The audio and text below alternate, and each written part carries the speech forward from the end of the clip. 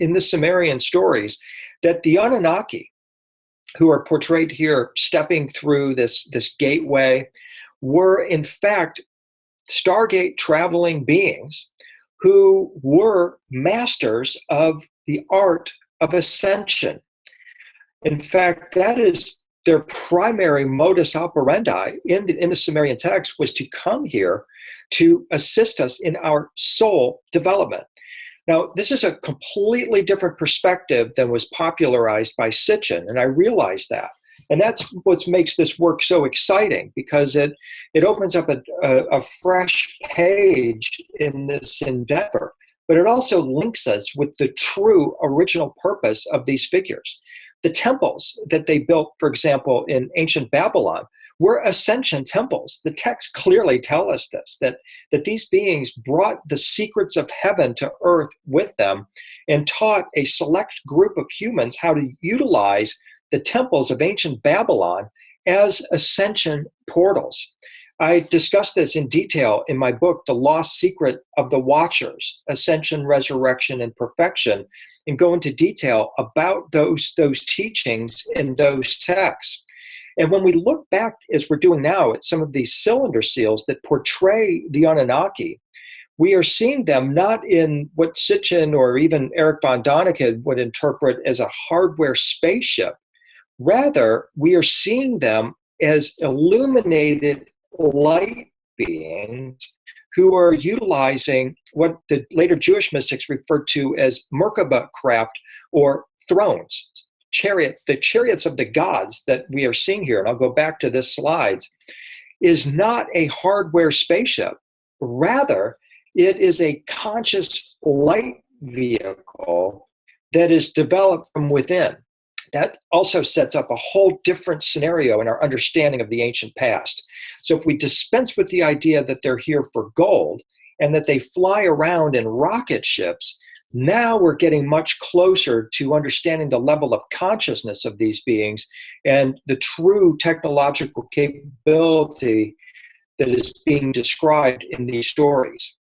When we see, as we're looking at here, a goddess or a god in a ring surrounded by stars, this indicates that they are in their star body or their light body. The technical Sumerian term for it was mul umu, which means that this is a glory body or a light body. And it furthermore represents a transmittable vibration possessed by these beings.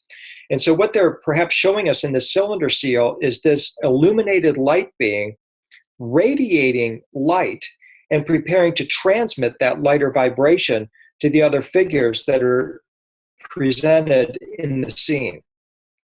This is taking us to the core mysticism of the Anunnaki that so often is overlooked in interpretations of these beings. And I think, again, takes us to the true core of who these beings actually were. In this cylinder seal, we are seeing a goddess on a throne that is composed of stars.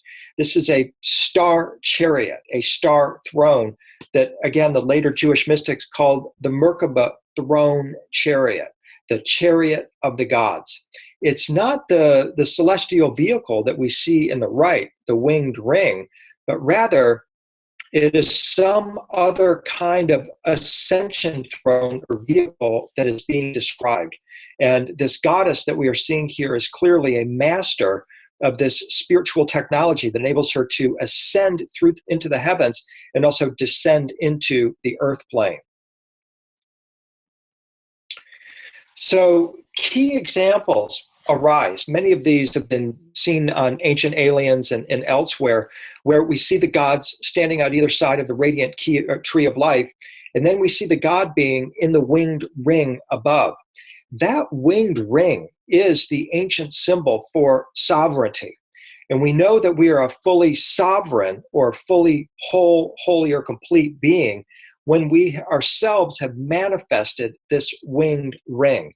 It's an aspect of our consciousness, a living aspect of our consciousness that all of us have the capability of ultimately manifesting. And this is the great secret teaching of the Anunnaki that was passed along into the Egyptian tradition later into the Jewish mystic tradition with the Essenes, who were also deeply involved in research as well as interaction with the Anunnaki. The Essenes, just briefly, were obsessed with how humans could transform themselves into angels or celestial beings. And in the Dead Sea Scrolls, they state emphatically that they were living or communing with these angelic beings at Qumran. My research reveals that the beings that the Essenes were interacting with are the very same ones that we see in these Babylonian seals that we're looking at now. They are the Apkallu priests of the Anunnaki. These are the Ascension priests of the god Enki, the ones who were charged with transmitting the celestial secrets of ascension to human beings.